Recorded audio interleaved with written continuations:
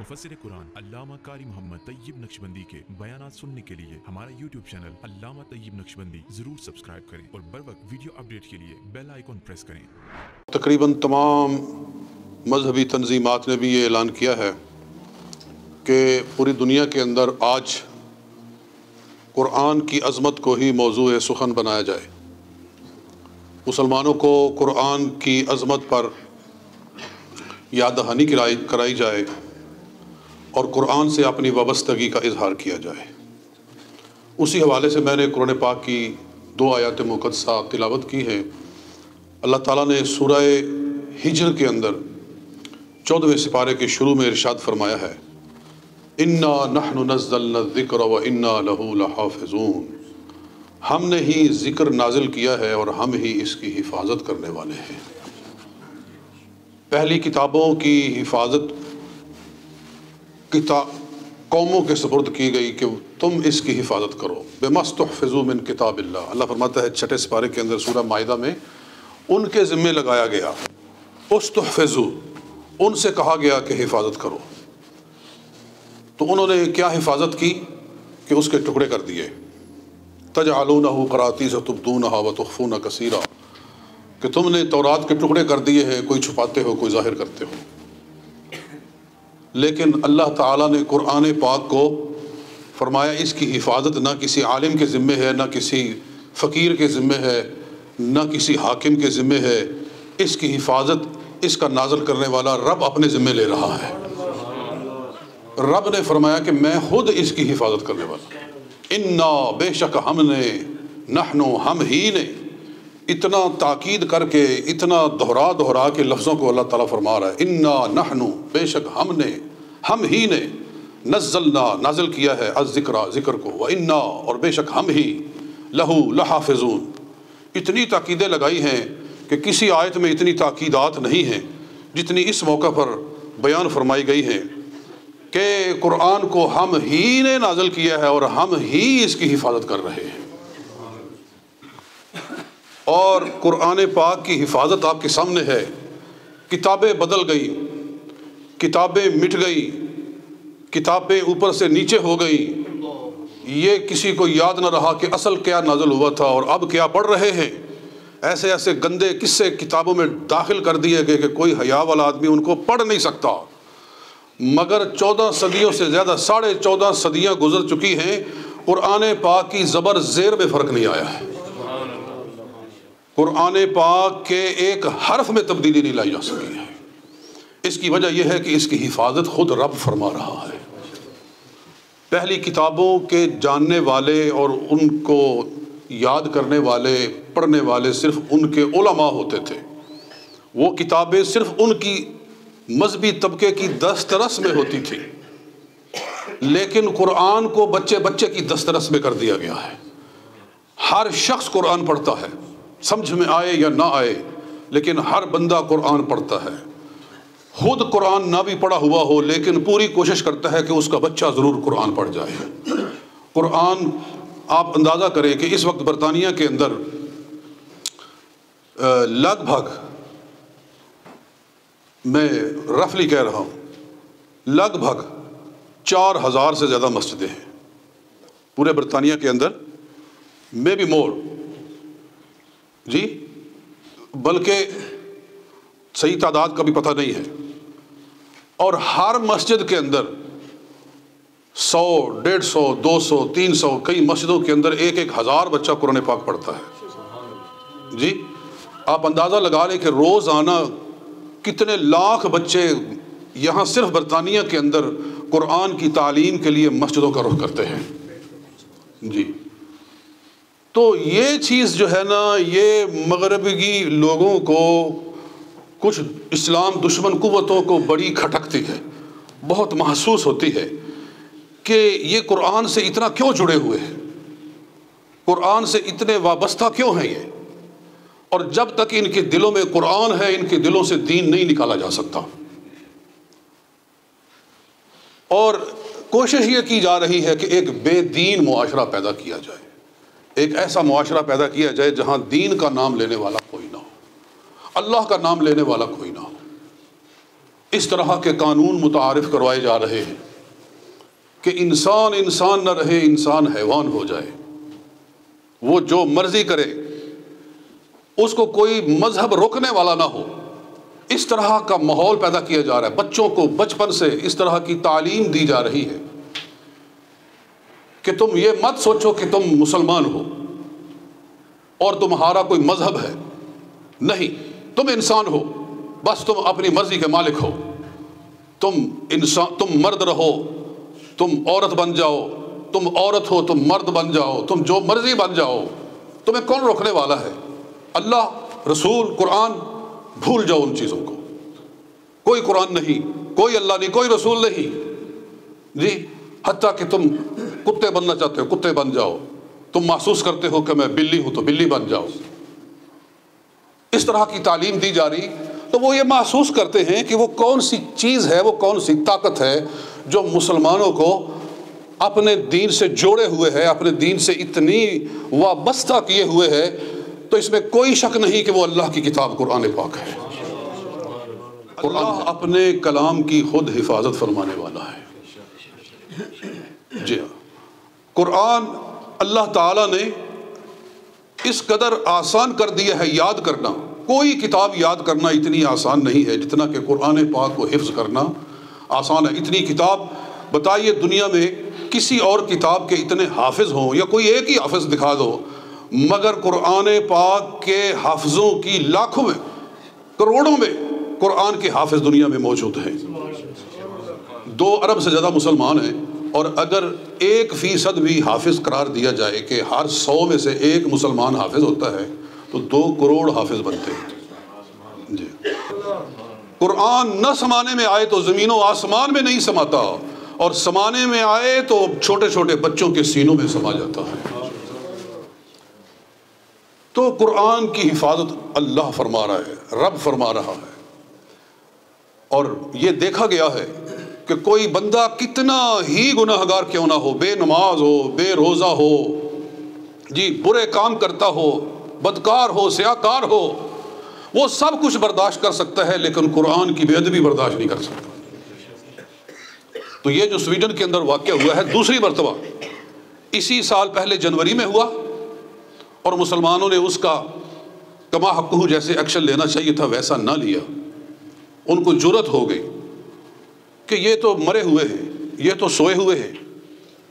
تو ان کو جرأت ہوئی، اور وہاں کی عدالت نے کہا کہ کوئی ایسا نہیں ہے، اگر جلایا بھی جائے، باقاعدہ درخواست دی کہ میں قرآن جلانا چاہتا ہوں۔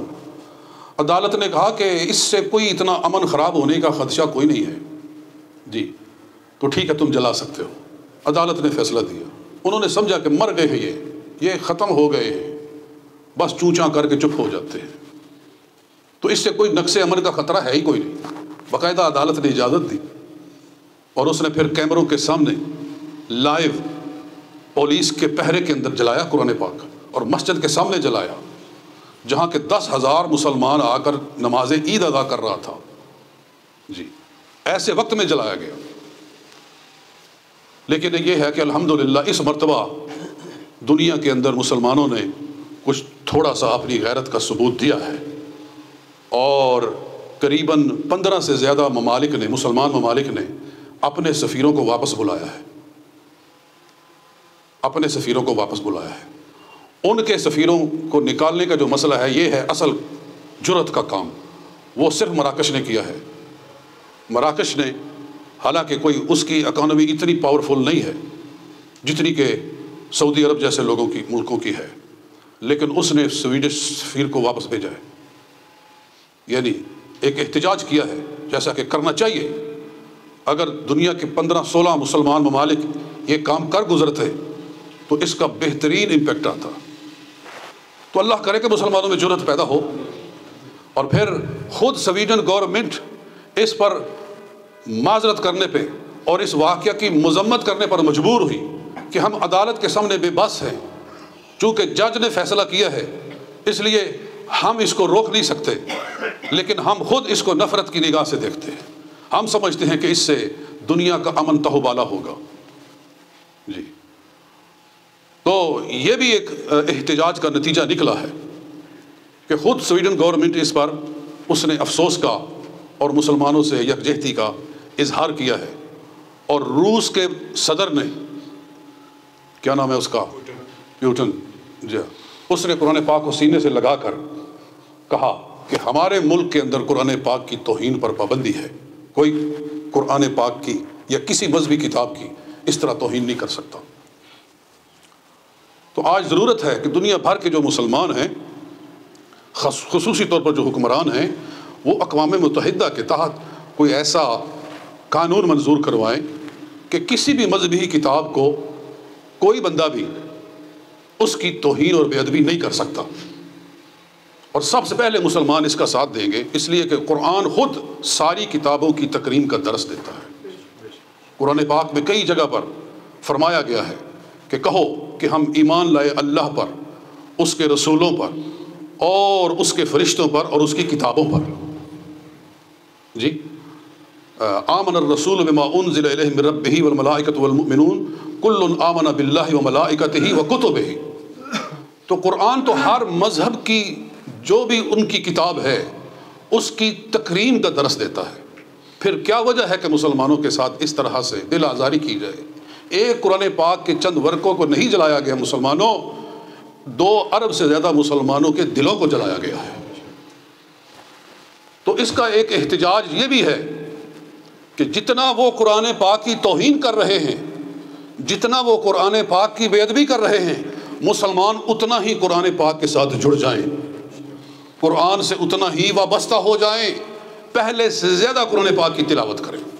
آج ہم یہ وعدہ کریں کہ ہم قرآن پاک کو پہلے سے زیادہ پڑھا کریں گے، کہہ دیں انشاءاللہ ہم ہر روز صبح اٹھ کے قرآن کی زیارت کیا کریں گے۔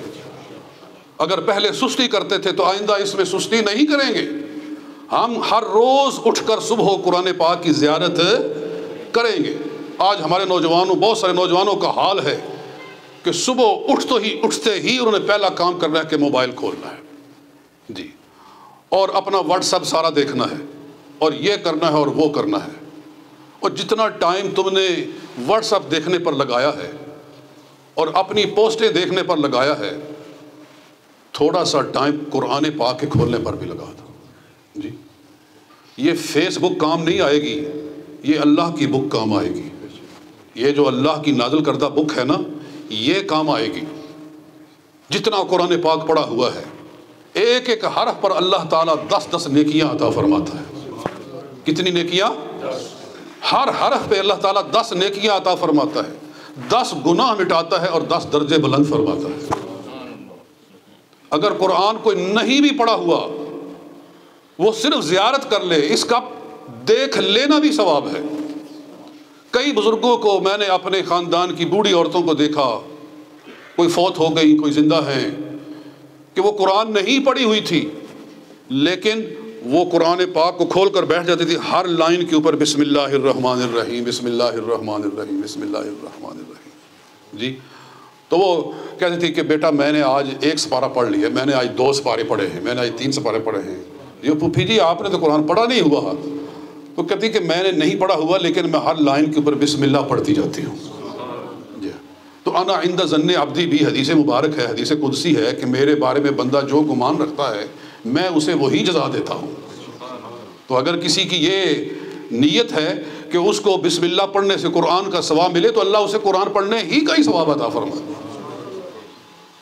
اللہ تعالیٰ نے قرآن پاک کو اسی لیے ہر نماز کا جز بنا دیا ہے۔ نماز نہیں ہو سکتی جب تک کہ قرآن پاک کی تلاوت نہ کی جائے، بلکہ جو نماز کے ارکان ہیں، قیام ہے، رکوع ہے، سجود ہے، تشہد ہے، قرأت قرآن ہے، اختلاف ہے کہ سب سے افضل رکن کون ہے۔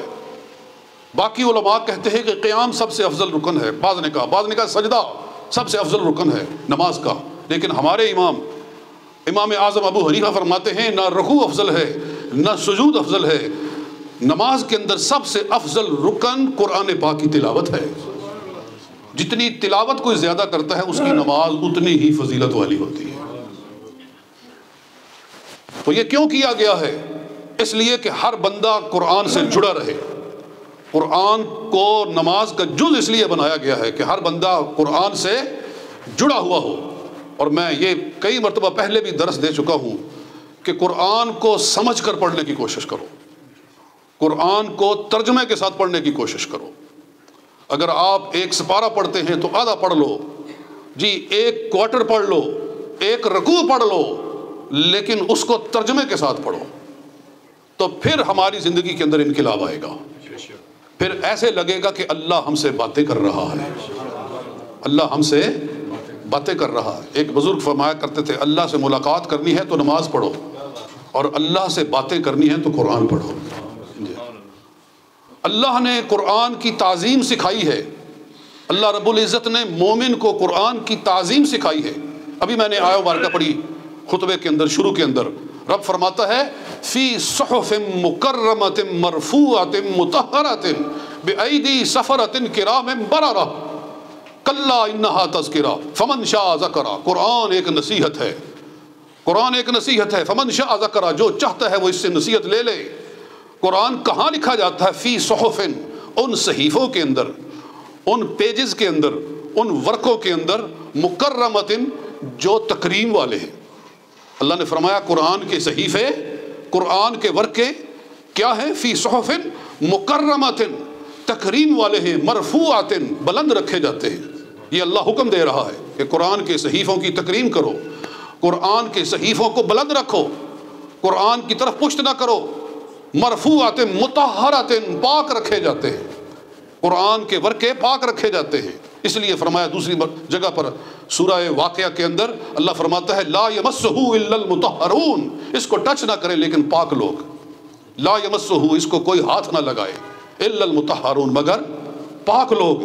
اس لیے قرآن پاک کو بغیر وضو کے ہاتھ لگانا جائز نہیں ہے، اور جس حالت میں بندے پر نہانا فرض ہو اس وقت زبان سے بھی نہیں پڑھ سکتا، یعنی اگر وضو نہ ہو تو زبانی پڑھ سکتا ہے، ہاتھ نہیں لگا سکتا، اور اگر نہانا فرض ہو تو پھر زبان سے بھی قرآن کی تلاوت نہیں کر سکتا۔